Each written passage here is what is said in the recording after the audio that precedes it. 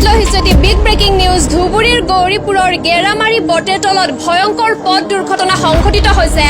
দুৰ্ঘটনাটোৰ ফলত 4জনকৈ ব্যক্তি নিহত হৈছে বুলি জানিব পৰা গৈছে। আমি পুনৰবাৰ জনাইছো, ধুবুৰীৰ গৌৰীপুৰৰ গেৰামাৰী বটেতলত ভয়ংকৰ পথ দুৰ্ঘটনা সংঘটিত হৈছে আৰু ইতিমধ্যে 4জনকৈ ব্যক্তি নিহত হৈ পৰিছে দুৰ্ঘটনাটোৰ ফলত।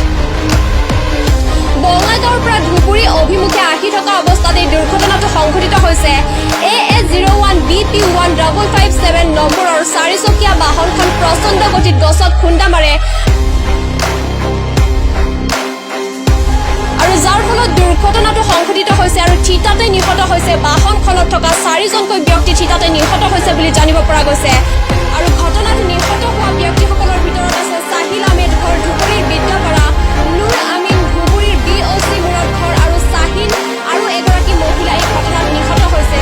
ধুবুৰীৰ অশোকা অষ্টমীৰ মেলাত মদ কি খোৱাৰ বাইক ৰাইডিঙৰ শ্বট ভাগ লোৱাৰ কথা আছিল মহিলাগৰাকীৰ আৰু বৰ্তমান 4জনৰ মৃতদেহ ধুবুৰী চিকিৎসা মহাবিদ্যালয়ত মৰণোত্তৰ পৰীক্ষাৰ বাবে অনা হৈছে বুলি জানিব পৰা গৈছে। আমি পুনৰবাৰ জনাইছো, ধুবুৰীৰ গৌৰীপুৰৰ গেৰামাৰী বটেতলত ভয়ংকৰ পথ দুৰ্ঘটনা সংঘটিত হৈছে আৰু এই দুৰ্ঘটনাটোৰ ফলত 4জনকৈ ব্যক্তি ইতিমধ্যে নিহত হৈছে বুলি জানিব পৰা গৈছে। বঙাইগাঁৱৰ পৰা ধুবুৰী অভিমুখে আহি থকা অৱস্থাত AA01 BP1557 নম্বৰৰ 4চকীয়া বাহনখন প্ৰচণ্ড গতিত গছত খুন্দা মাৰে আৰু যাৰ ফলত দুৰ্ঘটনাটো সংঘটিত হৈছে আৰু থিতাতে নিহত হৈছে 4জনকৈ ব্যক্তি।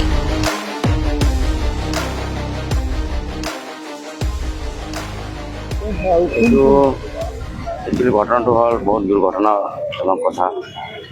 ল'ৰাবিলাক আমাৰ ডিকৰডৰ ল'ৰা আছে আৰু বিদ্যাপাৰাৰ ল'ৰা আছে। সিহঁতে মেলাত বাইক ৰাইডাৰ কৰে। ৰাইডাৰ কৰাতে এখন ছোৱালী আনিব গৈছিল।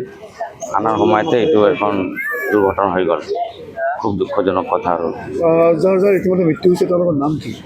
এখনৰ নাম নুৰ আমিন আৰু এখন নাম চাহিদ আৰু এটা ল'ৰাৰ নাম চাহিদ।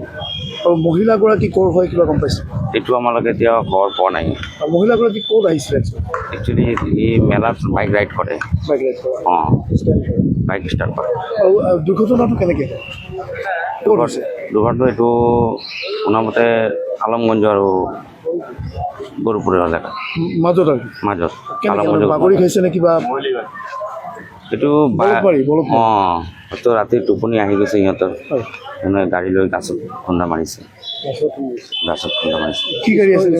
এইটো চেভেলত চেল আছিল। ছেকেণ্ড গাড়ী স্পট ডেড হ'ল। 4জনে স্পট ডেড হৈছে। বৰ্তমান ধুবুৰী মেডিকেল কলেজত আছে। যুৱক কেইজনৰ ঘৰ আছিল? এখনৰ ঘৰ BSc আৰু দুখনৰ ঘৰ বিদ্যাপাৰা। আৰু ছোৱালীজনৰ খবৰ এতিয়ালৈকে পোৱা নাই। যুৱক কেইজন কি কৰে আচলতে? কিবা